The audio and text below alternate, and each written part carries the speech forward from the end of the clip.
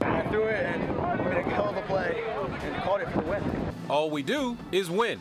This week on High School Sports Final, we're setting the stage for the final weeks of the football regular season. The playoffs are a couple weeks away, so every win counts and every loss hurts. Plus titles and other sports being awarded. Don't worry, it's a celebration. And it's on High School Sports Final, coming up next. From NewsChannel 8, this is High School Sports Final. Hey there, and thanks for joining me for another edition of High School Sports Final. I'm your host, Monica McNutt. Lots of scores and highlights to get to as always, so let's not waste any time. To Prince George's County we shall go. Douglas, 6-0, hosting Forestville, 6-0. Battle of the Undefeateds. Douglas here with the ball as quarterback Devin Butler takes himself up the middle and then a nice spin move on the defender. He gets a positive gain before he's taken down. Now Forestville with the ball as James Green fakes the handoff and rolls out, but the pass is going to be deflected by the Douglas defense. Douglas again with the ball as Thomas Myers gets the handoff as he makes his move and runs through the defender, and he would score. Nice calm 1-point celebration little thing. Douglas stays undefeated, and Forestville, their first loss of the season, they win 37-12. It's a battle for Silver Spring. Kennedy's Dewey Ha looks to pass, but the Northwood defense is right there. That's what defense is supposed to do. The Gladiators on offense here, and check out the moves by Christian Greaves. Catch the pass, and then he breaks a couple of tackles, races down the sidelines and down to the inside of the red zone. Couple plays later, lob pass into the red zone, end zone that is, and Keon Giles goes up, catches that ball, and Northwood wins this one 51-31. Now, it's time for our Athlete of the Week, sponsored by our friends at iTility.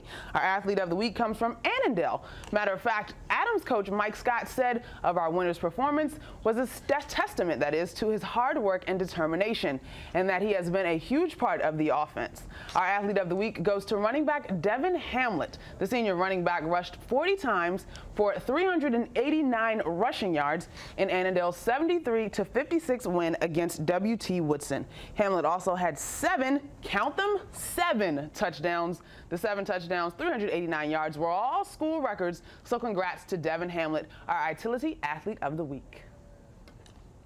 Wise hosting Suitland in Prince George's County matchup. Quarterback Kyle Hill of Wise wasted no time going up top, but Suitland's Tevin Singleton is there for the interception. All right, Wise's Jabari Laws. He throws the pill and goes deep, only to be picked up by Singleton again. He came down inbounds. Great concentration by the junior defensive back. All right, Suitland's offense, they couldn't get it going despite the good defense. Suitland, they fall to 3-4 for the year, and Wise improves to 5-2 following the 18-6 win for the Pumas.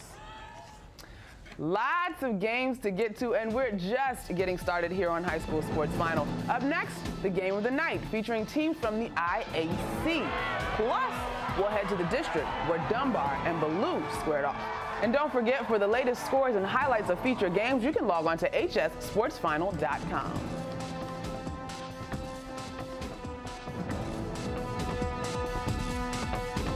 Yes, okay.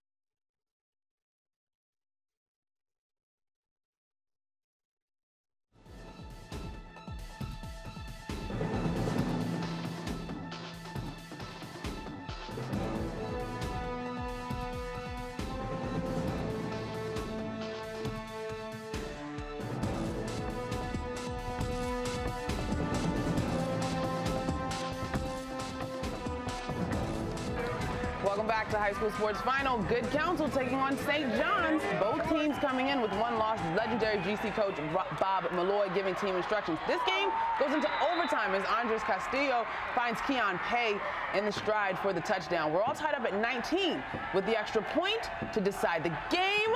There it is. James Evans, not that James Evans, but Evans nails it, and Good Counsel sneaks by the Cadets 20-19. Dynamite. Let's head over to Riverdale Baptist. The Independent League has one of the most Notre Dame-like schedules. Just play all the good teams. They may be looking to get ahead in the postseason, but they would have to play the Little Hoyas of Georgetown Prep. And that gets us to our game of the night. Riverdale Baptist facing Georgetown Prep, and the Little Hoyas looking for the upset. Take a look at Dage Davis. The junior was all over the place. Take a look at that run, tiptoeing down the sideline and just gets in for the score. 13-7 Prep leads. Little Hoyas looking to put the nail in the coffin here. Sean Strittmatter looking to go deep, but Zach McPherson, he, with that good bloodline, grabs that interception, and he's going to look to return it. This one is for the score if he can get all the way, but he's going to be stopped. The Georgetown Prep guys, they played lights out tonight. Davis again here, making his presence felt.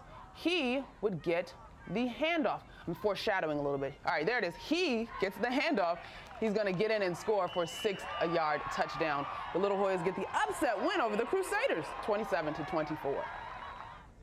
DC, Dunbar and Ballou, they're shaking hands before their matchup on Spingarn's home turf.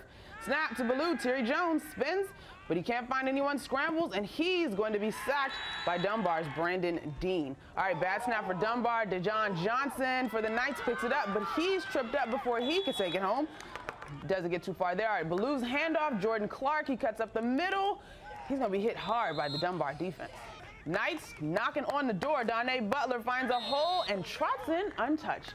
Ballou takes this one 18-12. Over to Perry Street. Perry Street is snapping it here, hands off to the 15, who heads up the middle until he's finally taken down at the goal line by the Chavez defense. Perry Street would never score. Chavez is going to pass up the middle here to number 34. They break a tackle, and they book it up the middle. One more tackle, finally finding midfield. Chavez takes this snap.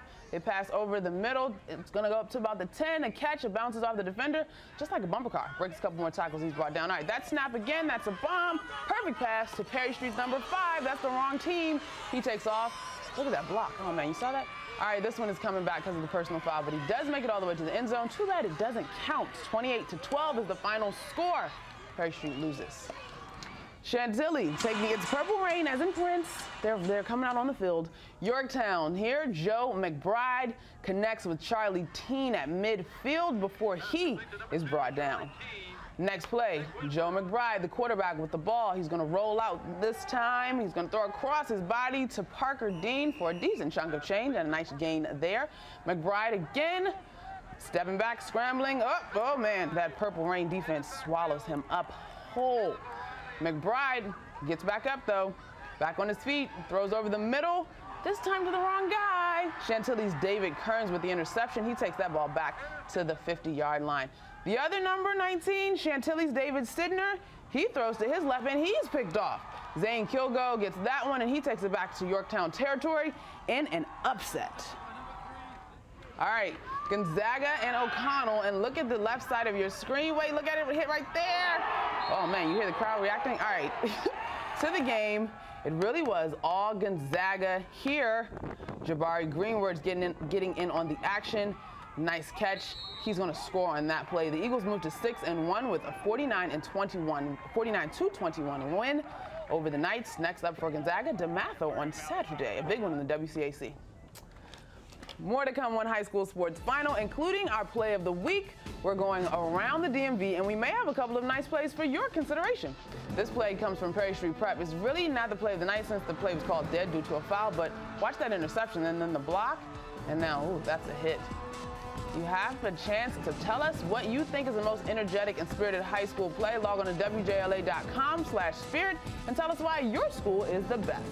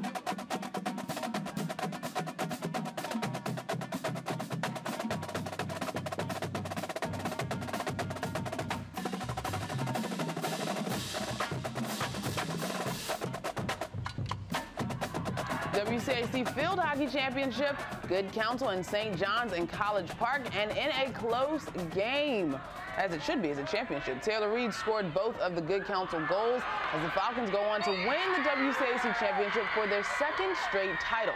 Congrats to Coach Theda Bagnon and the rest of the good counsel crew. Congratulations, ladies.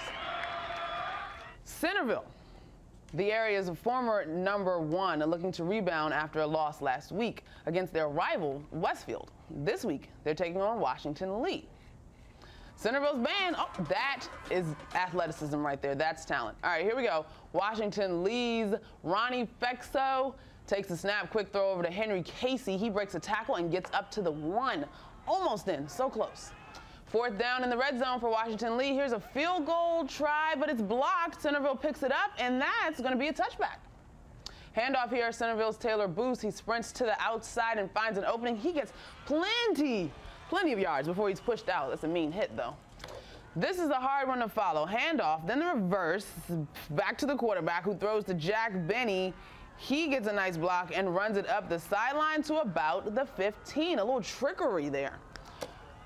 This time, a handoff to my birthday number is coming up, the number 25, woo! Booth breaks through the middle and gets into the end zone for 6. Centerville wins this one comfortably, 37-7.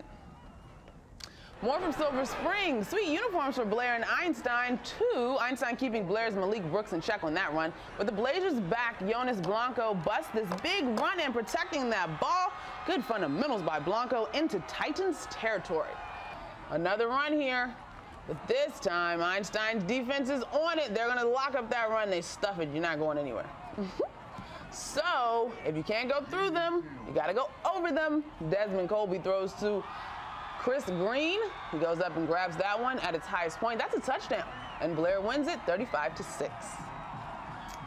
Still more as we wrap up this edition of High School Sports Final. Our plays of the week, 3 plays. We'll let you choose the best of the best. Plus, we'll take a look at an interesting team from Silver Spring making things from the pitch look pretty easy.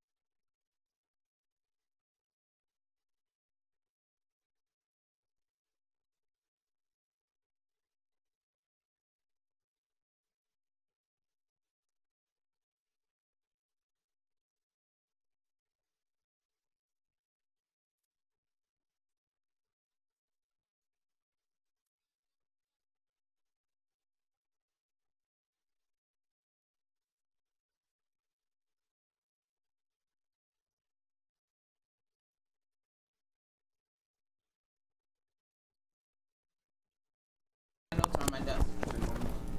10, 1, and 1. Who's the tie to? Blair. It's okay, I got it. How did the game go this week? Thursday or Wednesday? Reno. Yeah, I separated that. I forgot that. What year in school? You guys are all sophomores? They're juniors. 15 I'm a up, senior. guys. I'm a senior. Thank you. I'm a senior. They're juniors. I'm a senior. Yes? Brian, can you count to 10 for me? 1, 2, 3, 4, 5, 6, 7. Gotcha.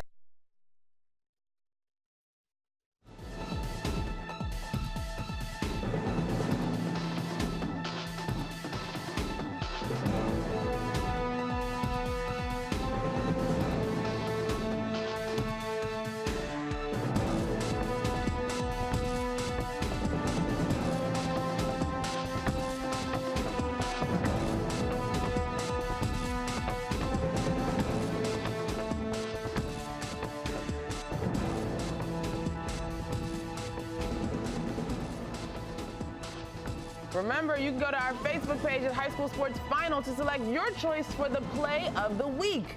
Here are our options. Centerville and Washington Lee. That's that hard play to follow with the trickery, the handoff, and the reverse, and the flip back to the quarterback who throws to Jake Bing. He got the nice block and would run down the sideline to about the 15. Or is it going to be this one? The lob pass into the end zone, and Keon Giles goes up and catches that ball. And Northwood would go on to win that game 51-31. This one, the last one we got here, comes from Perry Street. Remember, this is the one that didn't really count, but that's the pickoff there, and then he goes the other way, gets that block, almost takes it all the way back to the opposite end zone. But it doesn't count, but it's still a great play. So let us know. Go ahead and vote. This one is Roosevelt. Roosevelt's Terrell Dickens here takes that snap against McKinley Tech. This isn't a play of the week. This is actually a game. Here, Roosevelt is on the snap, and then they got the fumble, right? All right, so this is McKinley Tech with the ball as Asia Horn, using that ground game, gains some yardage, but he would be brought down. This time, Horn again, and he would get into the end zone. That's a score. McKinley Tech wins this game 24-0. A special team that has Montgomery County rocking as far as boys soccer. These fellas are from Einstein. They have taken the county by storm. Gentlemen, thanks for joining me. Thank you. Go ahead and introduce yourselves for our audience. Brian Reyes Aranda. What position do you play, Brian? I'm a striker. And you're a senior? Yes. Congratulations. Thank you. Pedro Marino. I'm a goalkeeper, junior. Alexis Lopez. I play left and right wing, a defensive wing, and I'm a junior. All right, gentlemen, you guys have an impressive record in the county at 10-1-1. Thank you. Tell me what's been the key to success thus far this season. Basically, the whole team working together as a family is the main thing that got us to where we are at this point. It's interesting when people use the word family talking about sports. What, in your mind, separates you guys, Brian, in terms of using that term as a cliche? Why does it really mean family for the guys at Einstein? Because we have a big bond together. Like, we have our moments, but we always end up being a big friendship together. Like, we always end up as fam. We always talk to each other. Always a big fan to each other. Now, how you guys ended up here is sort of interesting. I got a tip from someone who's a big fan of you all, Joseph Benitez, and he said that a lot of you guys played JV soccer together. Is that true? Yeah, so you kind of come through the program at Einstein together? Yeah. This season to have been so successful, what is that like? Well, it's like, you know, you're happy, and you know, sometimes you want to cry, you know. It's tears of joy? Yeah, tears of joy. When you're dominating like that, gentlemen, what do you take away when you lose? When you have the one tie, you have the one loss. What do you take away from the loss? What you take away is all the errors. You try to like fix all those errors, and you just try to keep the team together and compact. So, you know, you have all of us usually have our moments where, you know, you did a wrong play or you fought with somebody, but you know, you try to just fix that up, and you know, like as Brian said, as a family, where you just have to be all together and go through this as a unit. Family. Yeah, as a family. Pedro, what in the tie? What do you learn from the tie? Well, the tie was it was very hard for us because we could have done better, but we learned that not every opponent is what we think, and we always gotta set our minds that we're less than them, so then we prove them wrong in the field. Got you. Brian, the 10-1-1 is outstanding, but I assume the playoffs are coming up and all that good stuff. So what's next for you guys? We face Damascus on Tuesday. Okay. And that for us would be a revenge, basically, because that's the only school that beat us. Okay. So we have a chance to give that revenge and win and go to semis. As a senior, is it hard kind of helping keep the younger guys focused and like, do they understand the big deal when you play teams with rivalries? Sometimes, because you know, we all joke around, but that's normal. Then after all, like during games, we get serious, and that's when we end up playing really well. Coach Baez, he's been around and coaching soccer for a long time. What kind of advantage is that to have someone so familiar, not only with this area, but who's been in soccer for so long? He helps us, like, he talks to us about the referees, about the way they are, and he basically, he tells us to keep our heads in the game and what's the right thing to do and the wrong, like the bad thing to do in the game, so we show not just our parents as our fans, but everybody that we can do the best we can. What has he meant to you as far as a person? Because you use that word family, so I'm sure it's more than a coach. Oh yeah, certainly. He's more than a coach. You know, my mom knew him, and my mom told me that, you know, he might look serious and everything, but just you know, be his friend, and he'll be his friend to you, you know. For me, he's more than a coach. Like you said, he's family, so you have to make that special relationship with your coach, not only as a coach, as a player, and you have to, like, friends, because after you graduate, you're always going to remember your coach as your friend. Got you. All right, so you guys are clearly overshadowed a little bit right now by the other football. But if for folks that have not been following high school soccer, Brian, tell me what's the Einstein style? Quick touches, movement, and we look for the long balls. Yeah. What about in terms of the defensive side of the ball? Our defenders, we usually talk starting from our back, starting from Raheem. We talk to each other like Alexis, Sean, Max, Emmanuel, and Michael. They all talk, and they have a connection that other teams don't. So I'm hearing you say that your speed is the advantage. Is that the advantage that you guys have over other teams in the county? Yes. So what would be, I mean, obviously the ideal road would be for you guys to be county champs and go on and to be state champs. But in terms of the history at Einstein, you guys are making some major noise in terms of soccer. Big history for Einstein right now. Talk about that a little bit.